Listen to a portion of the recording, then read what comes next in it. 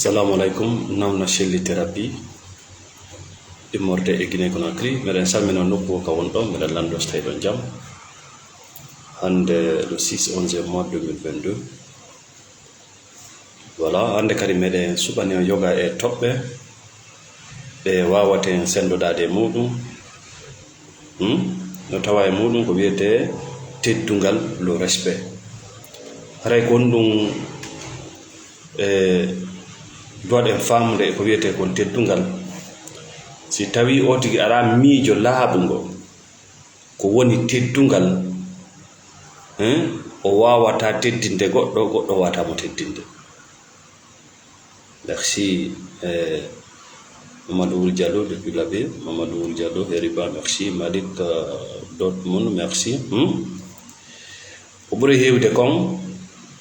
eno tawa e neydi men ndin ka ɓuri e jikkinorde ko wiyete kon teddungal. Nam ɓe non hankin ɓe mawɓe men hankin kamɓe ɓe andi ko honɗum woni teddungal ɓurɓe maɓɓe. Mais no buy e men ne'ira non, ça fait pitié ko honno neɗɗo teddinirta goɗɗo o anda taw ko non teddungal. C'est-à-dire, il faut qu'il ait une idée claire c'est quoi le respect. Ko be ɓangane taw, ko be laaɓane taw ko honɗum woni teddungal. Si wawa teddinde mo teddinta on kadi rutta ngal ɗon e ma. Si wona ɗum, si laaɓanalima ko honɗum woni teddungal, a sikkay ko ƴuwagol, ko soɗagol e ɓawo ndiyam, ko nafinginagol, ko nandintinagol, ko waɗangol yimɓe étiquette ji, ko naɓgol yimɓe ka hewta, ɗum addata sona jasingol ma an neɗɗo wonɗo wadde ɗum ɗo. Yiltode yewtere men nden, si tawi ko wiyete kon teddungal a joganaki ɗum firo laaɓugo, a wawata teddinde goɗɗo. Ko sikkata kon ko teddungal ko dewal wonɗa wadde, a rewa mo woni ma ko naafigal ka, ɗum ɗon addantama an sona hoyende.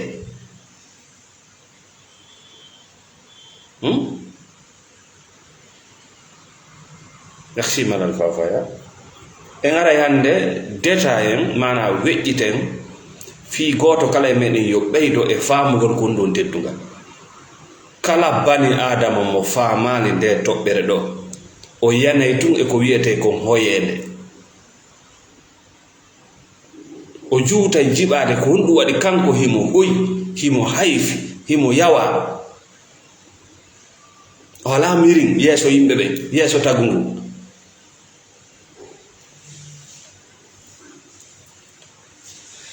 Merci Mamadou Ba, bonjour, partagez le live, mettez le cœur.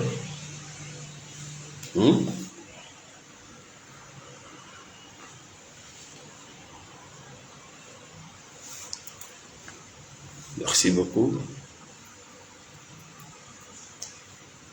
Partagez le live.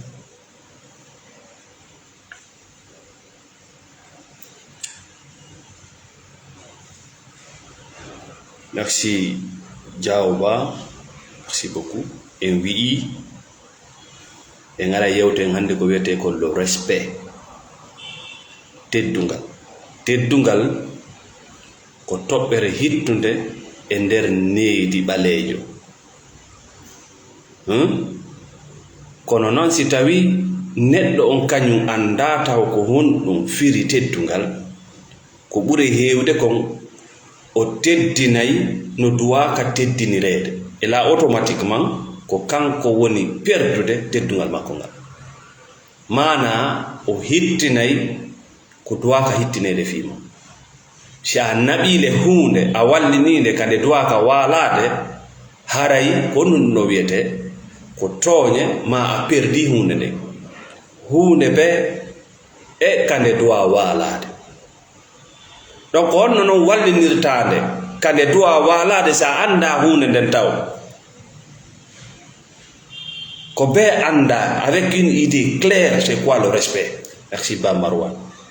Sa anda ɗum haray ko soumission, c'est-à-dire ko rewugol, ko wongol objet, wongol matériel goɗɗo, ko maccangaku, ko kulol, ko andeji ko soodagol e ɓaawo ndiya ko naafiɗan kaako ko nandintinagol ko ɗum sikkata ko teddingol ngol mais ka haqiqa ko hayfingol hoore ma ko jaasingol hoore ma jaasina zurriya ma. Merci Big June Duman, merci beaucoup. Donc partagez le live, mettez le cœur.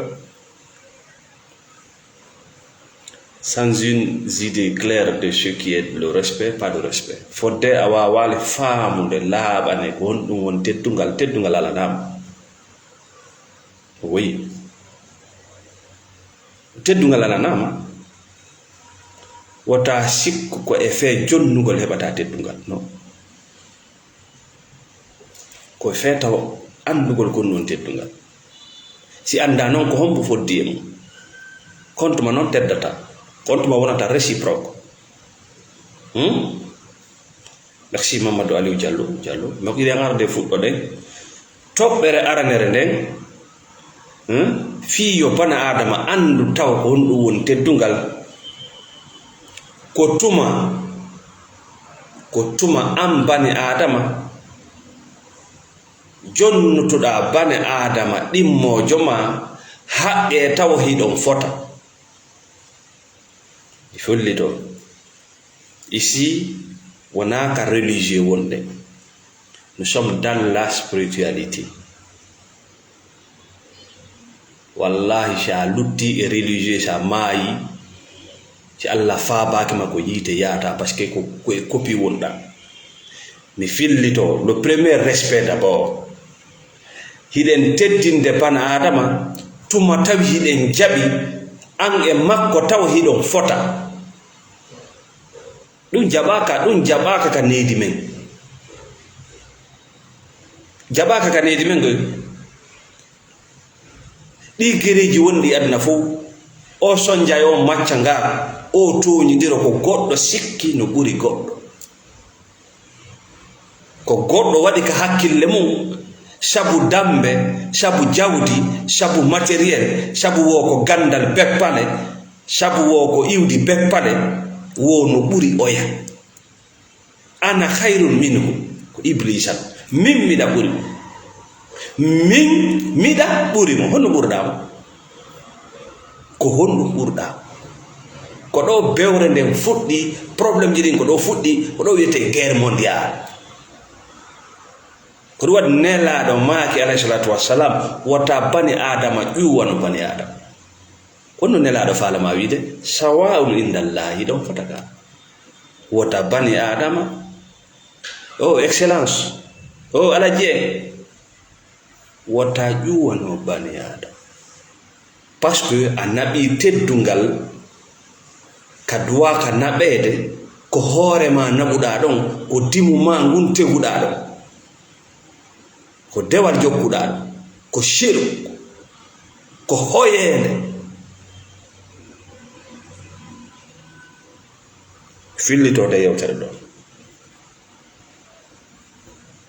Nous respectons une personne lorsque nous la considérons égale à nous, c'est-à-dire en tant qu'humain.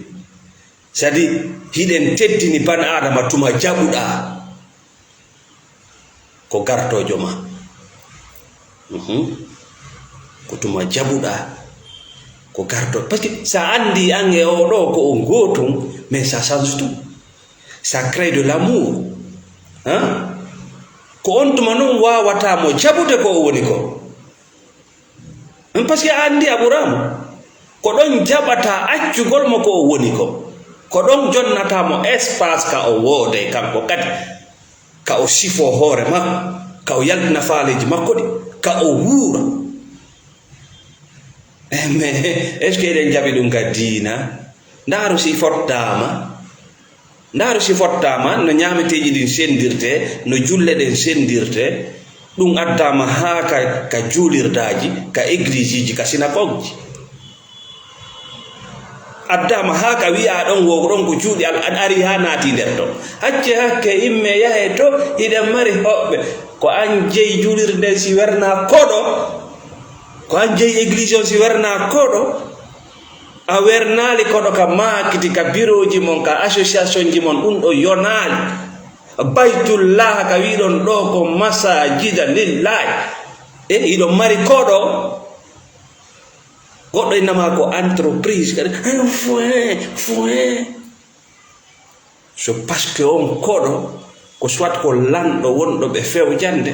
ma ko marɗo wonɗo ɓe faggude parce que ɓe waɗi on ɗon no ɓurma an himo ɓurma ka biro ka maagidi ka fotta mais ka nder suudu Allah kadi o ɓurima ton kara wi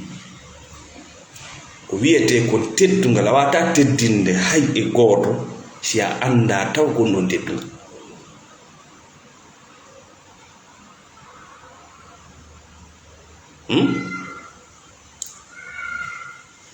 Nous respectons une personne lorsque nous la considérons égale à nous en tant qu'humains. No inne hande les pays de droit ko ɗum ɗo ɓe faami ɓe sa'indirno ɓe sa'indiri ɓe sonnide ɓuttata parce que mo wawuɗa hande no wawma wawde janngo c'est très dangereux mo wonɗa piwde hande janngo mo wawma piwde mo wonɗa jattude hande janngo mo wawma ƴakkude le monde change mais si a andi oɗo ko bani adama o yiwata bani adama vous êtes tous des humains. Merci Mohamed Gaddafi hande ko a bani adama janngo ko a bani adama sa aj ko on tuma wawata jaɓude neɗɗon ko woni ko yalta e ittugol mo e neɗɗan kaako parce que sa itti bani adama e neɗɗan kaako a wiya e ɗaɓurum sa itti bani adama e neɗɗan kaako a ɗaɓɓanayi mo fedde sa itti bani adama e neɗɗan kaako a ɗaɓɓanayi mo étiquette hoy ka tawata a waway mo toñude a waway mo warde a waway mo jattude hara hay a felali hoore ma e parce que a wi na on goto e ɗaɓuri ko ɗon wawata mo maccindinde d'abord ɗa wawi wiide oɗo ko maccuɗo parce que an ko a dimo ngen nagge kadi jaɓa ɗum parce que nge ɗannina boy ngen nagge wiya nge maccuɗo nge jaɓa ɗum nge jaɓa ɗum e inde adama inde diina ma inde manda wonɗum 400 ans wiɗen maccindinede ɗo ɗum ko ɓaawo arabuɓe arde maccindina e naaɓe fof woɓɓe maɓɓe porto kadi ari maccindine e naaɓe fof woɓɓe maɓɓe 400 ans duuɓi temeɗɗe 4 ɗen temmeje no e men les blessures de l'esclavage no e men koye ɗum ƴettuɗen diina koye on macca nga ko ƴettuɗen diina ko ɗum ɓalejo no duwa yirtitade à la source dans la spiritualité o ɗaɓɓita Allah makko Allah ma on wikkotako ma ñiddintama añata gurin mani Allah ma on wiyata ɓalejo goto tawanoɗa ka nder hakkude sahabaɓen ko maccuɗo o wiyatama sonnajo annabi Ibrahima on ko gorɗo o wiyata Allah wiyatama ɗum ko bani adama wonma wiwde ɗum fiya jasina hoorema jasina zurriya ma kono waɗi mo dimmo ko kanko tagi henduno kanko waɗɗiti lendi o yahata wurgo o ɗanottaka o nanotta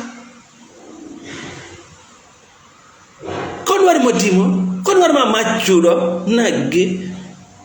ko parce que ko ɗum hoolinaɗa ko ɗen temmeje woni ma ha hande ɗa ɗaɓɓude tamede ɗa dogude adna on tamelan ɗum woni ma doginde adna on e ɗaɓɓugol tamede hay konko tameteɗa kadi ko woɓɓe ñamata donc goto teddintama si tawi a anda taw gonɗum woni teddungal ko wiyete teddungal ka toɓɓere aranere ko nde jaɓata an e oɗa hiɗon fota tout commence là nde dewgal no bona ko goɗɗo sikki no ɓuri goɗɗo nde golle no bona ko goɗɗo sikki no ɓuri goɗɗo nde leydi no huɓɓa ko goɗɗo sikki no ɓuri goɗɗo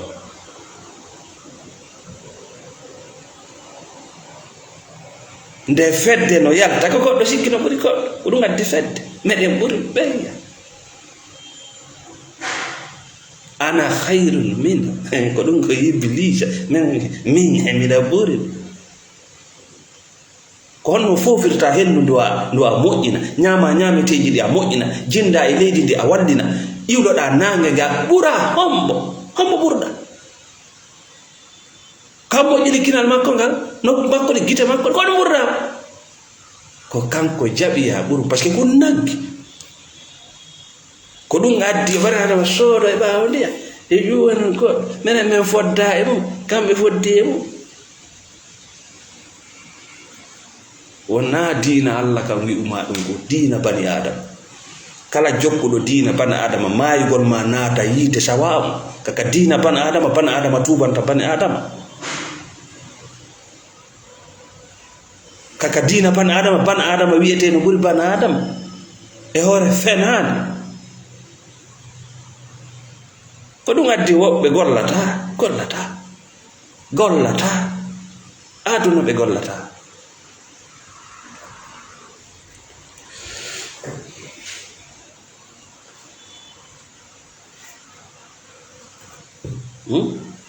donc ɗum ɗon holli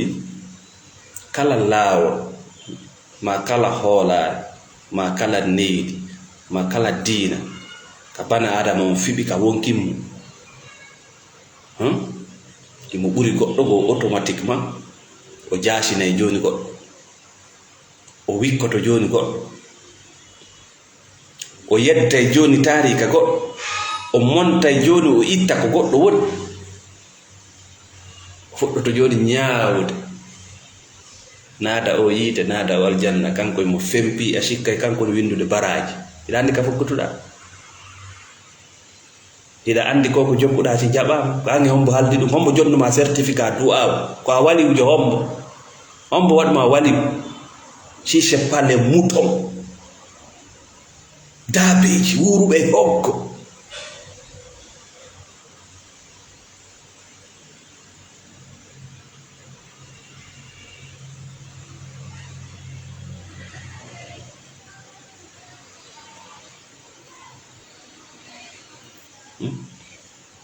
ɗum ɗo addi ha ka neɗɗo tawata sikkude Allah no woɗɗi mo ɓe ari ha ɓe waɗi wasina an e Allah e ɗon woɗɗodiri Allah no woɗɗuma an ko kamɓe Allah ɓatti owoy ɓe ari ha fayda o naati ka hakkille men Allah no woɗɗi ɓaleejo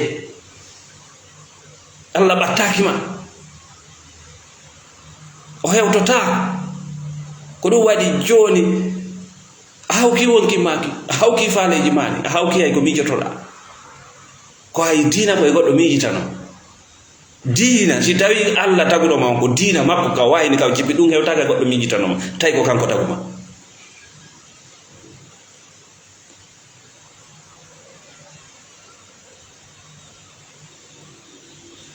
angara wi a sendindira e teddungal teddungal e dewal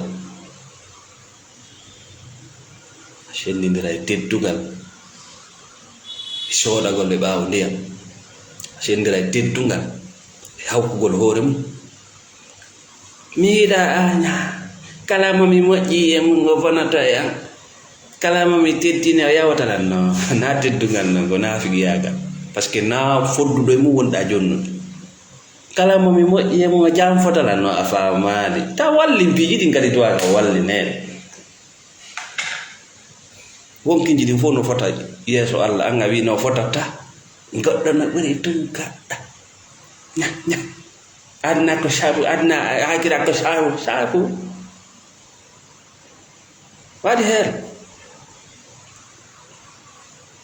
waɗi heen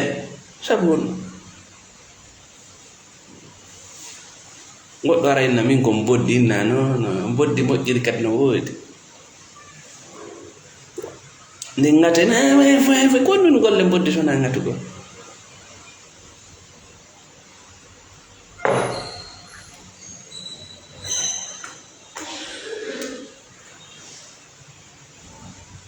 jon noon fiya teddin fiya hiɗa hato ñine teddungal jonno fiya hendo teddungal mangal ko dole de duwaɗa yawde jattade da jonni yimɓe ɓay il faut aller tout récupérer kala ka naɓuɗa teddungal mangal ngal ala artude yahu ko ñamale ɗe ɓe yoɓitalima yahu récupéra produit ma on artirama ɗum wiyete l'acceptation et la valorisation de soi. Ça s'exprime dans les attitudes. Ley kam ko ñamata ko goɗɗu ko ɓiɓɓe ma ɓe ñamata ko goɗɗu yaltu e tameɗe ka walotoɗa ɗo yoɓuma darna conci ɗi wattuɗa ɗen sowduɗi taluɓol jangu ko ɓeya woni jangude kon ɓuri ɗum miijita no hoorema gollitir ngani mani ngani mon ɗin ko wotiri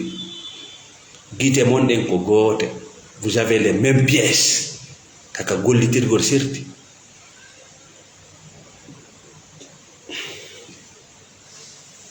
teddungal noon no mari tugale tati sa jogaki ɗen tugale tati a yahata. Merci Mr. Lama. Tugale tati tugalal aranal ngal ko jaɓugol hoore mum kari ko majjira kari kati ɓe kono natiri ni no a jaɓali woni hoore ko goɗɗo woni yewtude fiima e ko ɗum addi si portojo maccinɗimma naaɓe fof ko ɗum addi si arabujo maccinɗimma naaɓe fof arɓe ɓe ko par ce que o taw a jaɓali hoore ma taw o taw a yiɗa hoore ma o taw ala waɗande hoore ma o taw anda nafa kanŋe o taw anda nafa baafata o taw ko jogiɗa ko hiɗa mari ndiyam hiɗa mari leɗɗe o taw anda ko jewɗa ko taw anda hiɗa mari goɗɗum o taw anda hiɗa mari goɗɗum aranum ɗum ko wiyete kon hiiɗugol hoore mum estime de soi, c'est à dire ko andugol hino gayna ɗum no kontaka men ga bewɓe kala jogiiɗo ndi neydi ndi Allah falanama ndi iɗa konta bew har ne aki no ɓewi ɗin mum ɗum koya andu haqqeji maɗi fardo ayni farillaji fewtuɗi maɗi connaître ton droit et tes devoirs. Aye goɗɗo no nanga duwaɗo ma hiwde mo wonɗa yoɓude ko mbuuɗi mon woni teni makko on ko mbuuɗi mon woni salaire makko on ko mbuuɗi mon woni oto mo jogi on nanga ɓiɗɗo ma o ara kadi o yeeye sooda anda droit ma anda devoir kala ka mbuuɗi landa toi tu es prêt parce que ko a maccuɗo yalta ka 21e siècle samma bani adama ndara yeeso makko ngo inna hino dammol ngol samma ngol adda nene maggo ma bemma ngol ara sooda ngol ko ɗum macca ngaako parce que a naɓi teddungal kangal duwaka naɓede andu ko honɗum woni droit ma kono e goɗɗo yima waɗa jaabo lande kono jabantoɗa si goɗɗo toñima ko kanko farli addugol dalil ko toñinma na mi yaɗarina mi wiyanina mi tañina foy awan piic awan farida asɓuɗe ɗum ko kaddo sede goɗɗo no jooɗiɗa no waɗi pré no waɗi jogui ɗum e plateau no habbima andu droit ma e devoir ma sa soodi machine yaw yetta kaydiji ko laamu ngu landi kon fof joɗɗa si ƴakkoru landi kam andu ko gujjo kala landi ɗo mbuɗan c'est un voleur no ɗo no 15 francs mo nangi ɓiɗɗo ma inni yeeyete mo enregistre mo avec des preuves et poursuivi kono woni on ñooso ñaasa adna na aljanna na nokkure ka goɗɗo ara wullito way kamma ko a ƴakkoma ko a ƴakketeɗo c'est tout amma eɗa ƴakkude ma eɗa ƴakkede ko ɗum ne aduna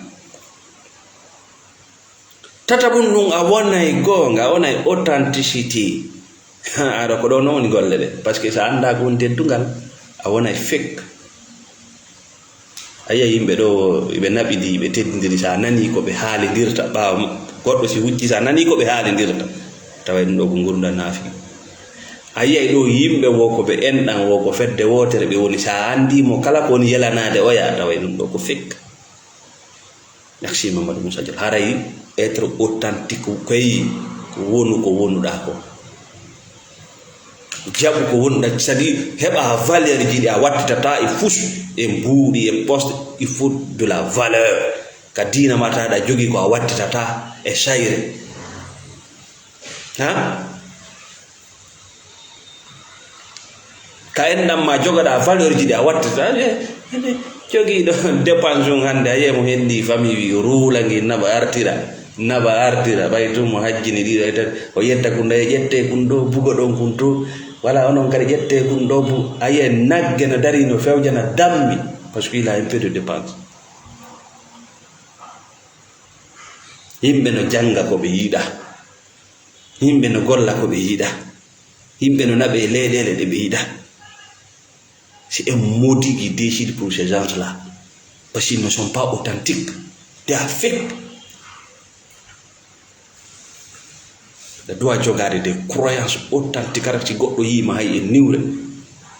mo andi o ɗo mi wawata jattude ɗum ɗo e jungo makko.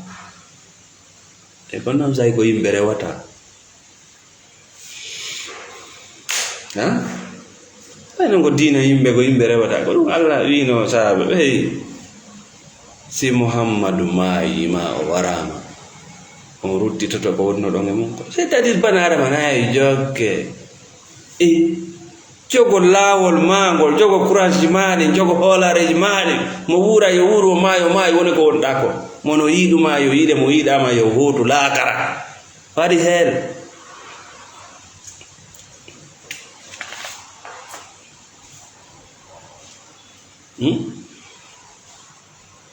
kon ɗum noon hewtini en haa ka tawata teddungal c'est à dire mana teddungal ngal mutiri en haa en wawali faamude ɗe toɓɓe na wonde noon haray mawɓe men ɓe mbawɗo famano ɗo e toɓɓe ko faamugol ɗe toɓɓe jonnunoɓe qiima e valeur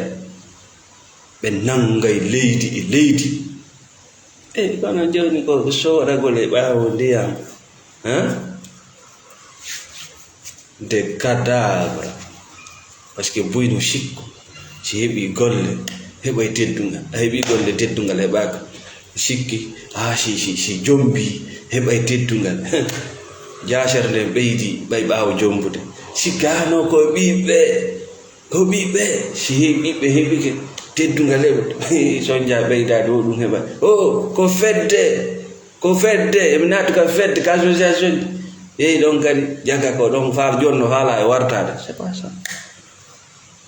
na toon fo merci David Palmer l'infatigable teddungal ko heɓoto ko mi wiyon ɗo ko ara nun ɗum sa yi banadam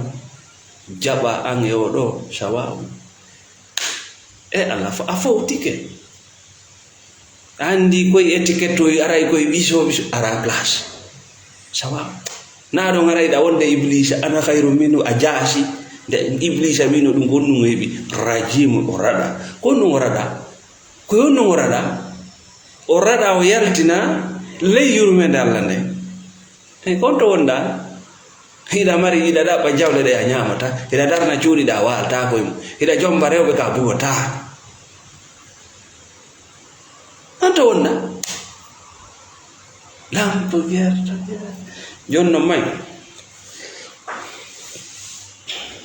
joni ƴetten la spiritualité mi sifano on ɗo la différence ko sendi la spiritualité et le religieux parce que buye men ɗo no wi de diina noka diina no cowto tun no yaha non fiya faamu taw ko honɗum woni diina fiya faamu taw koko wahina ko wiyete diina ko wiyete religieux ko ƴettugol konko wahina ɗon e miijo goɗɗo c'est à dire ko wahina ko ngari nelaɗo sifike ha laaɓi ala sato o détail mais goɗɗo goo jooɗo janga ɗum yiya miijo goo ka intérêt ji mum woni ka naforeji mum woni firane an ɗum an yondinora yaakinora hoore makko nden ko ɗum wiyete religieux et c'est très dangereux. ko on ɗum woni spiritualité ko nde neɗɗo on jangata ko wahina kon o subo. Dans la spiritualité tu as le choix, faman shaa falyumin faman shaa ka spiritualité diina kan a suɓotaka na jibinegol e mum de diina kan a suɓota kala ka suɓaki ala valeur, kala ko bani adama suɓaki hitta. ko ɗum waɗi dewle buyɗa yiya ɗo no ƴakkidire no jiɓe suɓodiragoy ko mawɓe ɓen woni mooɓaade mara suka on no e pression debbo no pression pour des intérêts économiques ma nandintinagol dewgal ngal yahe sacce. buyno e golle ɗo ɓe suɓaki boy, buyno e parti ji ɗo ɓe suɓaki, ɗum woni nde haɗande ko amma hiɓe toon fi leñol ma peut-être il y a pas de conviction ma ɓe toon fi reedu fi poste ko ɗum no ƴakkidiro. Donc dans la spiritualité il faut qu'il y ait un choix, kala ko a suɓaki a wata yadde. Dans la spiritualité maana yewteteɗon ko an ɗaɓɓitatamo, ɗaɓɓitamo e alhaali mo wonɗa nden ñande on. Par ce que fi wonɗum aya qur'ana si cippike ma hadis si cippike min nawna selli miɗa ka ngesa an wonɗola darde hiɗa ka nder biro andu aya on nannone goto yewtirtay. ko ɗum waɗi simi jentike an wonɗo ka biro ko yewtata lan kon mi iway joni ka ngesa mi ara ka saare mi wala ka yaasi. si an wonɗo ka biro a jenti kala min wonɗo ka ngesa a iway joni ka biro ara ka burure wona un vrai escroc parce que c'est pas ton domaine. Dieu te parle dans des circonstances dont tu es, c'est-à-dire alhaali mo wondamo Allah ko ɗo yewtay ko ɗum hatta goɗɗo yaakinora hoore goɗɗo. donc may ɗum ɗo no wiya a jangata deftere nde goɗɗo windi ma a jantota ko goɗɗo, mais yo taw ndeɗa suɓo miɗa miijitanade hoore ma an kadi wona moɗugol waw. joni may joni misal mi waɗa noon tun yewtere mi seeɗa différence hiya spiritualité hiya religion. misal ɗo joni assalamu aleykum, assalamu aleykum, qu'est-ce que le religieux va te dire, comment lui il va combattre, c'est-à-dire koko feeñi kon e yewtere nde kanko fama. assalamu aleykum ko salminama, kon ɗum salminago firi kisiye e ma. sa wi assalamu aleykum ina mari baraji tel, sa wi wa rahmatullah ina mari baraji tel, sa yaari yesso ina mari baraji tel. Ça c'est le religieux, c'est clair. Mais dans la spiritualité c'est comme no waywa mathématique. spiritualité no waywa mathématique. joni assalamu aleykum, tu prends le mot salam, le nom salam, salam ta yetti salam, qu'est-ce que ça veut dire? salam ko inde Allah, ko inde Allah, c'est-à-dire Allah no e ma, c'est-à-dire ko konngol si tawi a yewtingol neɗɗo on ko fi yo hisu an hisa sariyaji Allah ɗi ñiiɓa hakkunde mo Allah no hakkunde men, Allah no hakkunde men. ko Allah wi kon hakkunde men enen ɗiɗo waɗen ɗum. salam c'est un nom de Dieu, ko inde Allah, yo Allah won hakkunde men. joni feƴƴen ɗon hani gasal taw e nder ɗum ɗo nelaɗon no maaki e yiɗidire, iɗon andi ko on ɗum waɗa ton yiɗidiron sa ɓe benda ɓe inni sakite ɗum ɗo hakkunde mon. assalamu aleykum. le religieux qu'est-ce que lui va comprendre? religieux jon kon ɗum famata kala mo o fotti assalamu aleykum, assalamu aleykum, assalamu aleykum, par ce que mo kontude baraji. mais hiɗa wawi wadde ɗum ɗo yimɓe ɓen ta yiɗama, yimɓe ɓe ŋañe, yimɓe ɓen ta falakama yiwde, parce que tu es dans le religieux. Dans la spiritualité, c'est un travail spirituel. Mana kono Allah faala winde wade Allah hakkune mo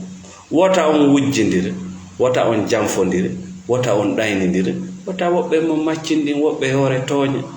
C'est-à-dire tu appliques les règles de Dieu entre toi et l'humanité. Hakkune ma e ledde de, hakkune ma e kulle de, hakkune ma e leydi man, hakkune ma e lamatiri man, hakkune ma e bengure mande sakito o salam do. Assalamu alaikum, assalamu alaikum, assalamu ala non so wi assalamu alaikum o fejje to en irandi o irandi kare me anda baba ko ngujjani koy asalani ko ayi ko wujji e minana kari ko kari on jeenude be ngo kari ayi minana o non o wi ma assalamu alaikum de. Ça c'est le religieux. Chez eux, il n'y a pas de travail. Ko halawi de halawi de halawi. Ma igol ma nat ko yite good. Fil to yerdende. Ça c'est la différence entre le religieux et la spiritualité. O spiritualité do ma même ben no jogino dum avant l'arrivée de l'islam en Afrique.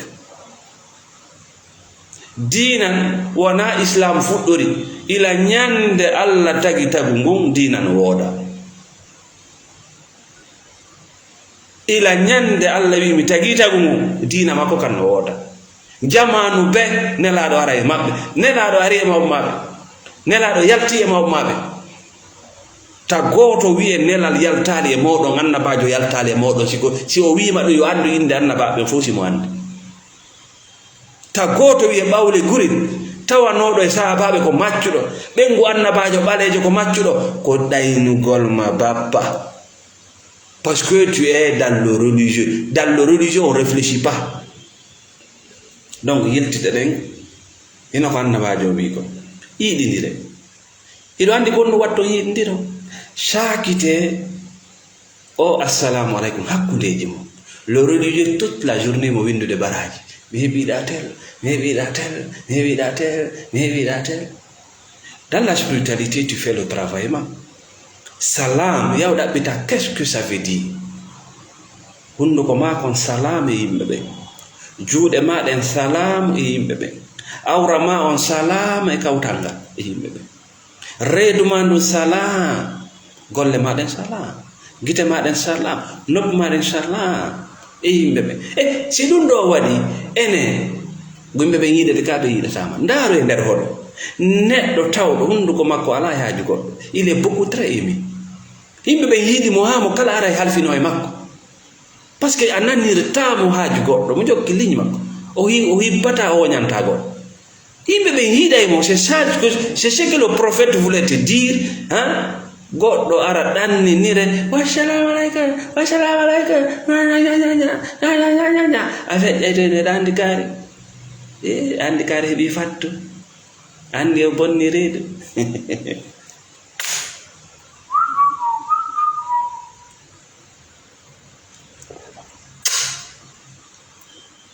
oya na wadara wo mo julde o go juldo se fi dinara shonka so yi ka deftere sunna o chonto o enna mi wartoto be warila enna gonno war ko deftere sunna be warila gonno wari ko goddo yaabi deftere ko na do won dina nen deftere won dina ça c'est juste des papiers goddo wata yaabo de dina goddo wata sunnu de dina c'est une idéologie. Comme tu es dans le religieux, quand nanden dinagol, ka kopiji, ya bidere moyenni nela, ila aduna wiya aduna, Allah no yennede nela no yennede, ala fere dum bab. Krewanda wimu. Konde Allah jonnono en subande o teddinire wi ko en bani adama ko dum addi o yenne.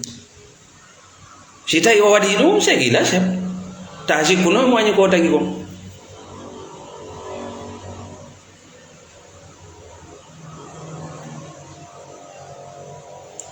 Ngare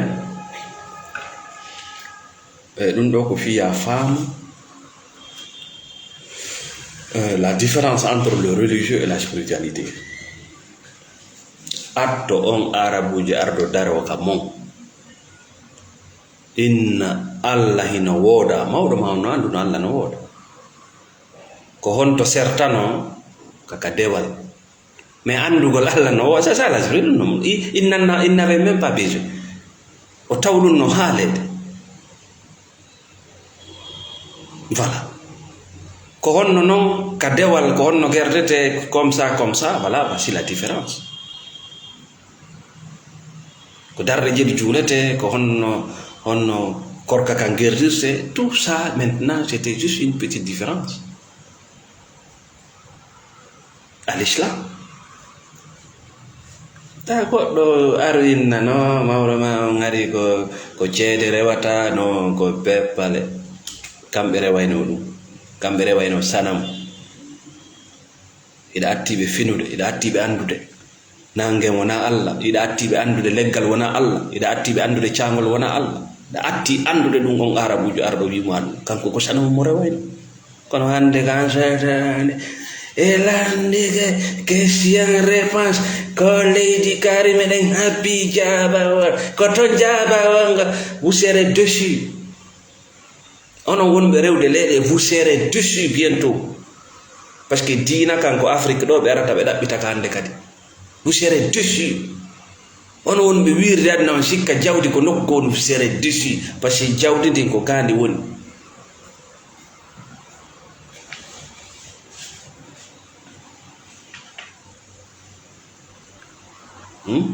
donc rega lannode yewtere men ngen wiyay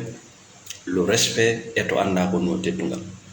merci Thierno Souleymane Bari merci Abdourahmane Sow e to anda ko non teddungal si fuɗɗoɗa teddinde yimɓe sona ɗum ko an jasata anda kadi ko be anda taw ce qu'on appelle la conscience connaissance de soi ɗum ko ɗum yaltinta goɗɗo e macca ngako parce que taw sikko ɓay les esclavagistes yeehi on no ngari ko colonisation ko macca ngako dole ko kun sanja ɓay colonisation yeehi ko honɗum ngani post colonial o kamɓe ni ɓe ɓiɓɓe on sadi ɓalejo no dari yeeso ma wiya ko ɓalejo c'est la révolution liberté ko porto jonno kombo jannimo konnugo jannimo ko jannimo wo ko an nagge ko analphabète a fodda e anda a fodda e hunde anda fus ko ɗum on ɗon wiide ɗo wiɓɓe politique fonction foin o yahunoɗo danejo ko kanko noon ko piyon wi makko ginnon jooɗo ɗon e ŋañagol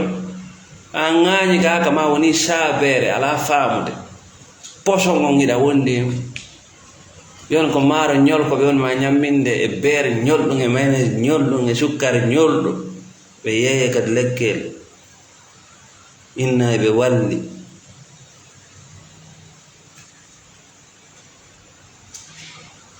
a heɓay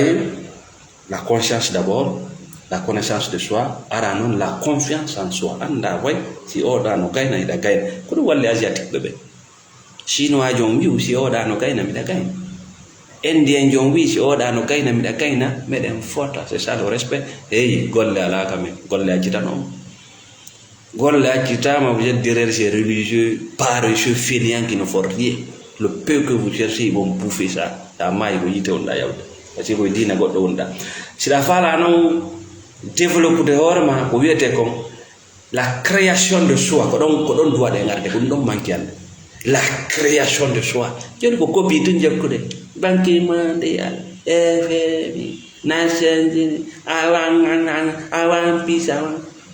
joni ko haala woy fuufa fuu woy tout parce que tu ne veux pas créer qui tu es heɗa mari kange heɗa mari ndiyam heɗa mari leydi heɗa mari leɗɗe heɗa mari kulle heɗa mari territoire il faut créer ça yaw que tu crées ce que tu veux Allah ko wawi ko hebbugol ndiyam weƴƴita leydi ko woni ɗon kon ko an andi sintere yurmene sa wona ƴakko a wona ƴakketeɗo